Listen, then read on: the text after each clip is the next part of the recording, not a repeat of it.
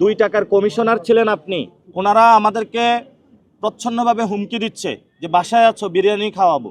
বিরিয়ানি খাওয়ানোর পথে আমাদের ওইখানে গুম করতেও পারে। সন্ত্রাসীদের সাথে আপনারা চলবেন না। আমাকে সবাই মেসেজ দিচ্ছে সাবধানে থাকার জন্য। যারা বিভিন্ন সময় নিগৃহীত হয়েছেন, আপনার দোকান তুলে দিয়েছে, আপনাকে সন্ত্রাসী কর্মকাণ্ড চালিয়েছে, আপনি এইসব গডফাদারদের ভয়ে কিছু বলতে পারেন নাই। 12 তারিখে আপনারা রায় দিয়ে এইসব গডফাদারদের বিরুদ্ধে রায় দিবেন। ঢাকাতে আমরা অনেক মানুষ বাংলাদেশের বিভিন্ন প্রান্ত থেকে এসেছে, পড়াশোনা করেছি। ঢাকাতে যারা জমিদার শ্রেণী রয়েছে, ঢাকাবাসীকে অবজ্ঞা করেছে, আমরা তাদের উদ্দেশ্যে বলতে চাই 2 টাকার কমিশনার ছিলেন আপনি। আয়শা ঢাকাতে হলো উদ্বাস্তু হিসাবে হয়ে জনগণের পকেটের টাকা কেটে স্যান্ডেলিনা সো রূপচর্চায় আভিজাত্য চাঁদাবাজি সন্ত্রাসী করে এখানে হলো আপনি জনগণকে ভয় দেখিয়ে ভয়ের রাজত্ব কায়েম করেছেন। আমাদের শরীরে যতদিন রক্ত আছে আমরা ইনশাল্লাহ এই ভয়ের সাম্রাজ্য খান খান করে ভেঙে দেব। এবং আপনারা দেখেছেন বাংলাদেশ ব্যাংকে সন্ত্রাসী কার্যক্রমের ন্যায় 1-200 লোক নিয়ে তারা সেখানে প্রবেশ করেছে। এটা কি নির্বাচনে ক্যাশ টাকা দেওয়ার জন্য, মানুষকে ম্যানেজ করার জন্য, চাঁদাবাজি অর্থনীতির যে টাকাগুলো আছে সেই নির্বাচন উপলক্ষে ভোট কেনার জন্য কিনা, এটা সরকারকে খাতিয়ে দেখতে হবে। এবং সরকার এ বিষয়ে হলো একটা ইনভেস্টিগেশন সেল করে এর যথাবিহিত ব্যবস্থা করতে হবে। সাথে সাথে বিভিন্ন জায়গায় আমরা দেখতে পাচ্ছি আমাদেরকে প্রচ্ছন্নভাবে হুমকি দেওয়া হচ্ছে, ভাসমান বলা হচ্ছে, পরিচয় জিজ্ঞাসা করা হচ্ছে।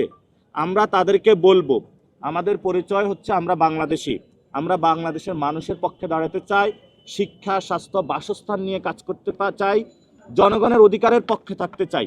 যদি আমরা জনগণের অধিকারের পক্ষে দাঁড়াই, যদি তারা আমাদের উপর হামলা করে, আমরা জনগণকে বলবো আপনারা আপনাদের অধিকারের পক্ষে দাঁড়িয়ে সবাই ঐক্যবদ্ধভাবে এইসব জমিদার, চাঁদাবাজ, সন্ত্রাসী যারা আছে তাদেরকে আপনারা প্রতিহত করুন।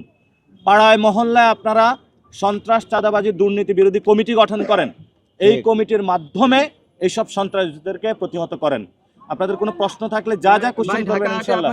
প্রথমত আমি আমার সিকিউরিটি নিয়ে কনসার্ন ফিল করতেছি, আমাকে সবাই মেসেজ দিচ্ছে সাবধানে থাকার জন্য।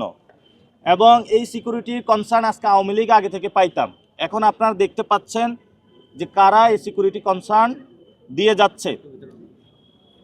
ওনারা আমাদেরকে প্রচ্ছন্নভাবে হুমকি দিচ্ছে যে বাসায় আছো, বিরিয়ানি খাওয়াবো। বিরিয়ানি খাওয়ানোর পথে আমাদের ওইখানে গুম করতেও পারে।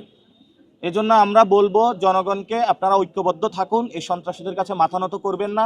আমি বিএনপি অফিসের সামনে প্রচারণার জন্য গিয়েছিলাম, এটা ঢাকা 8 আসনের মধ্যে। আমি তো আমার প্রচারণায় সাম্য, মানবিক মর্যাদা এবং ন্যায় বিচারের কথা বলি, ইনসাফের কথা বলি।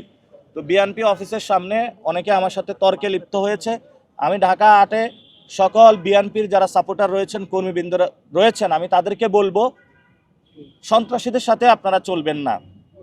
আমি আপনাদের ভাই, আপনারা যদি থাকেন একসাথে ইনশাল্লাহ, আপনি বিএনপি হন, জামাত হন, একসাথে আমরা চলবো, একসাথে ঢাকা 8-এ আমরা বসবাস করব। কিন্তু আমরা এখানে কোনো সন্ত্রাসী রাজত্ব কায়েম করতে দিব না ইনশাআল্লাহ।